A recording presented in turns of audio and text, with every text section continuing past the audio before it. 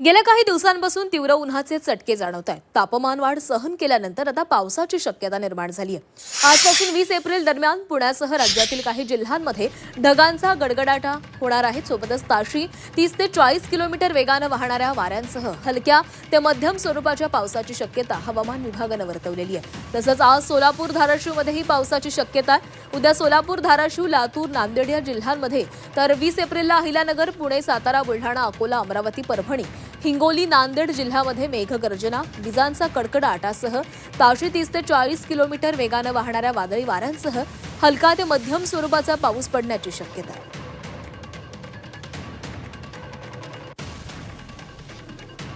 आज सोलापूर धाराशिवमध्ये yellow alert देण्यात आलेला आहे। उद्या सोलापूर धाराशिव लातूर नांदेडमध्ये अलर्ट असेल।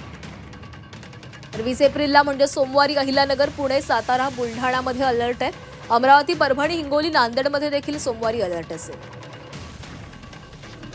मेघगर्जना विजांचा कडकडाट आणि वादळी वाऱ्यासह पाऊस होण्याची शक्यता हवामान खात्याने वर्तवलेली आहे।